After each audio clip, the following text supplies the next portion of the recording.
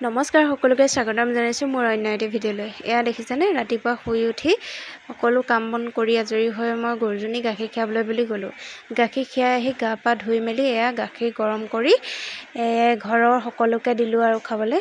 এনেকৈ যিহেতু ছোৱালী স্কুল যাব সেইবাবে। এয়া আইমানো স্কুললৈ গৈছে।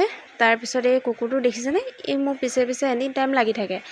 ক'ৰ পৰা আহিলে নাজানো, আৰু থাকি ভাল পায় নেকি আমাৰ ঘৰত। তাৰপিছতে আহি মেলি ভাবিলোঁ কিবা এটা সৰু সুৰাকৈ যোগাৰ কৰোঁ বুলি এই পদুনা অলপ আনি থোৱা আছিলে, তাকে বোলো চাটনি অকণমান বনাই থৈ লওঁ। এই পদুনাৰ লগত আজি বগৰী দিছোঁ দেই।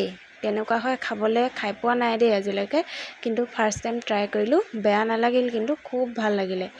পদুনা একদম চাটনি কিমান ভাল লাগে খাই, কাৰ কাৰ ভাল লাগে জনাব দেই। আৰু শেষত দেখিছেনে মোৰ কাণ্ড, এনেকৈ যে অকণমান লৈ চেলেকি টেষ্ট কৰাটো মোৰ নিয়ম, বেয়া নাপাব দেই আপোনালোকে।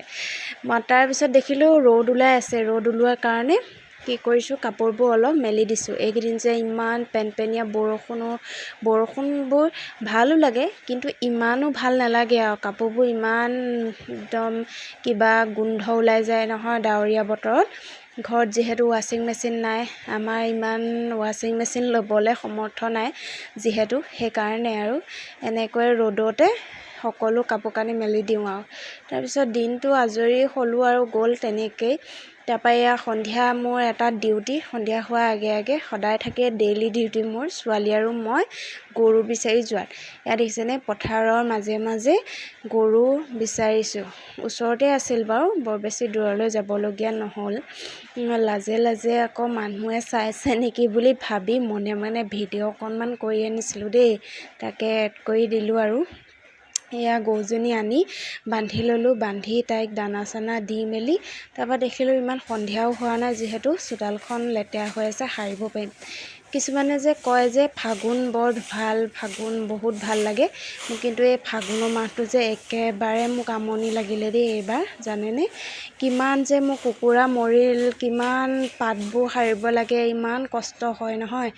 তাৰপিছত এয়া সাৰি মেলি গৰুজনী অকণমান জাক দিলোঁ। জাক দি আহি মুখ হাত ধুই মেলি ঈশ্বৰৰ ওচৰত বন্তি এগছ জ্বলালোঁ। দিনটো যে ইমান ভালকৈ আজি পাৰ হ'ল, তাৰ বাবে তেওঁক কৃতজ্ঞতা জনালোঁ।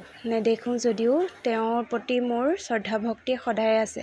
তাৰপিছত এয়া সন্ধিয়া চাহকাপ এনেকৈয়ে খালোঁ। আমি ঘৰৰ গোটেইকেইটাই মিলি এনেকৈ আৰু মৰম চেনেহ থাকিলে সৰু সৰু বস্তু খালেও আনন্দ পোৱা যায়, নহয়নে বাৰু?